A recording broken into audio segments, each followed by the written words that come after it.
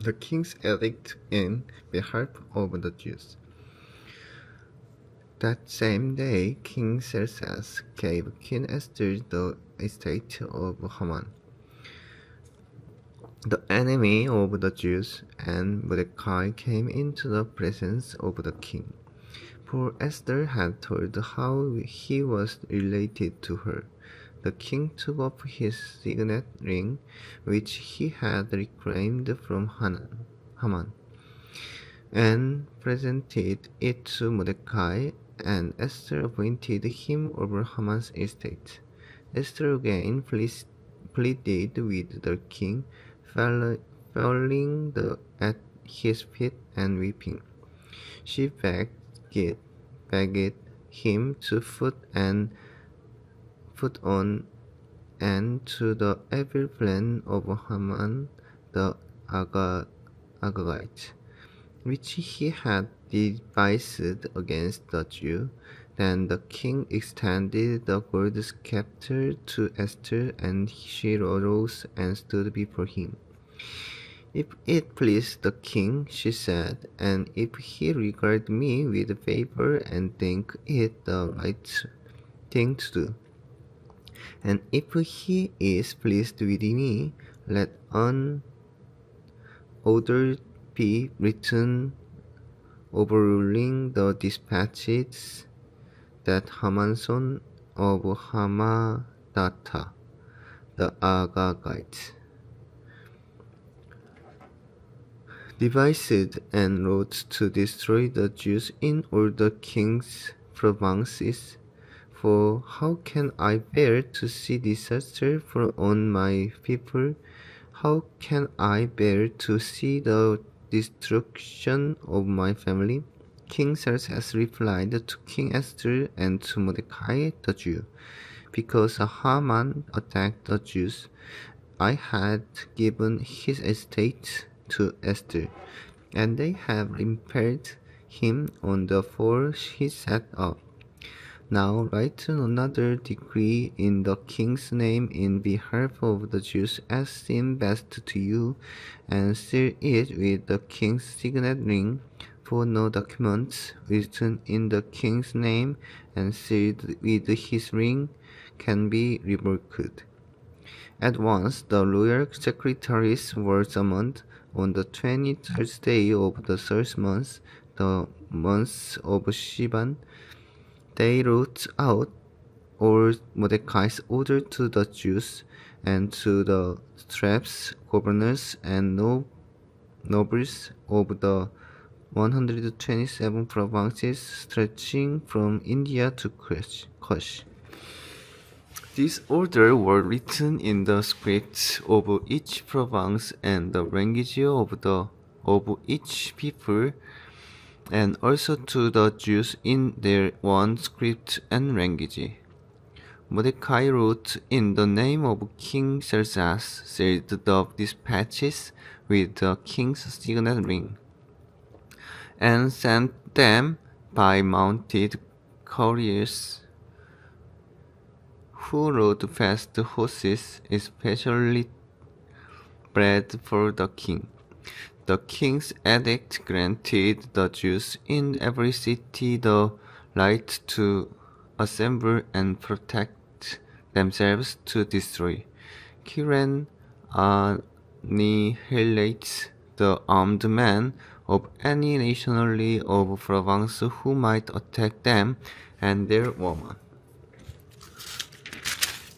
and children, and to plunder the property of their enemies. The day appointed for the Jews to do this in all the province of King Xerxes was 13th day of the 12th month, the month of Adar. A copy of the text of the edict was to be issued as law in every province and made known to the people of every nationality, so that the Jews would be ready on that day to avenge themselves on their enemies. The couriers riding the royal horse went out, spurred on by the king's command, and the edict was issued in the citadel of Susa. The triumph of the Jews.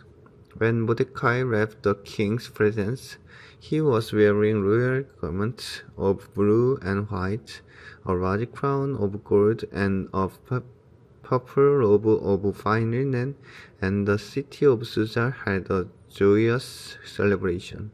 For the Jews it was a time of happiness and joy, gladness and honor. In every province and in every city to which the edict of the king came, there was joy and gladness among the Jews. With fasting and celebrating, and many people of other nationalities became Jews because fear of the Jews had seized them. On the 13th day of the 12th month, the month of Adar, the edict commanded by the king was to be carried out. On this day, the enemies of the Jews had hoped to overpower them. But now the tables were turned and the Jews got the upper hand over those who hated them. The Jews assembled in their cities in all the province of King Xerxes to attack those determined to destroy them. No one could stand against them, because the people of the other nationalities were afraid of them. And all the nobles of the province, the satraps, the governors, and the king's administrators helped the Jews, because fear of Mordecai had seized them. Mordecai was prominent in the palace. His reputation spread throughout the province, and he became more and more powerful. The Jews struck down all their enemies with the sword, killing and destroying them. And they did what they pleased to those who hated them in the citadel of Susa. The Jews killed and destroyed 500 men. They also killed Pashadatta, Dalphon, Asphada, Porata, Adalia, Aridata, Pamasta, Aridai, and Baijata, the 10 sons of Haman, son of Hamadatta, the enemy of the Jews, but they did not lay their hands on the plunder. The number of those killed in the citadel of Susa was reported to the king that same day. The king said to Queen Esther, "The Jews have killed and destroyed 500 men and the 10 sons of Haman in the citadel of Susa. What have they done in the rest of the king's province? Now, what is your petition? It will be given you. What is your request? It will also be granted." If it please the king, Esther answered, "Give the Jews in Susa permission to carry out this day's edict tomorrow also, and let Haman's 10 sons be impaled on pole." So the king commanded that this be done. An edict was issued in Susa, and they impaled the 10 sons of Haman. The Jews in Susa came together on the 14th day of the month of Adar. They put to death in Susa 300 men, but they did not lay their hands on the plunder. Meanwhile, the remainder of the Jews who were in the king's province also assembled to protect themselves and get relief from their enemies. They killed 75,000 of them, but did not lay their hands on the plunder.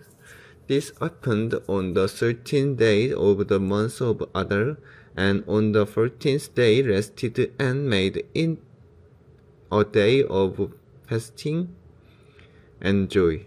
The Jews in Susa, however, had assembled on the 13th and 14th, and then on the 15th day rested and made it a day of feasting and joy. That is why rural Jews, those living in villages, observe the 14th of the month of Adar as a day of joy and fasting, a day for giving presents to each other. Purim established. Mordecai recorded this event, and he sent letters to all the Jews throughout the province of King Xerxes, near and far, to have them celebrate annually the 14th day, 50th day of the month of Adar as the time when the Jews got relief from their enemies, and as the month when their sorrow was turned into joy and their mourning into a day of celebration. He wrote them to observe the days as of feasting and joy and giving presents of food to one another and gift to the poor. So the Jews agreed to continue the celebration they had begun, doing what Mordecai had written to them. For Haman, son of Hammedatha, the Agagite, the enemy of all the Jews, had plotted against the Jews to destroy them, and had cast the poor, this is Arbat, for their ruin and destruction. But when the plot came to the king's attention, he issued a written order that the evil schemer Haman had devised against the Jews should come back into his own hand, and that he and his son should be impaled on pole. Therefore, these days were called Purim, from the word for, because of everything written in the letter, and because of what they had seen and what had happened to them. The Jews took it on themselves to establish the custom that they and their descendants and all who join them should without fail observe these 2 days every year in the way prescribed and at the time appointed. These days should be remembered and observed in every generation, by every family, and in every province, and in every city. And this day of Purim should never fail to be celebrated by the Jews, nor should the memory of these days die out among their descendants. So Queen Esther, daughter of Abihail, along with Mordecai the Jews, wrote with full authority to confirm this second letter concerning Purim. And Mordecai sent letter to all the Jews in the 126 provinces of Xerxes' kingdom. Word of goodwill and assurance to establish 3 days of Purim at their designated times, and Mordecai the Jews and Queen Esther had decreed for them. And as they had established for themselves and their descendants in regard to their times of fasting and lamentations, Esther's decree confirmed the regulations about Purim, and it was written down in the record. The greatness of Mordecai. King Xerxes imposed tribute throughout the empire to its distant Assur, and all his acts of power and might, together with a full account of the greatness of Mordecai, whom the king had promoted, are they not written in the book of the annals of the kings of Media and Persia? Mordecai the Jew was second in rank to King Xerxes, preeminent among the Jews, and held in high esteem by his many fellow Jews. Because of work, he worked for the good of his people and spoke up for the welfare of the Jews, all the Jews.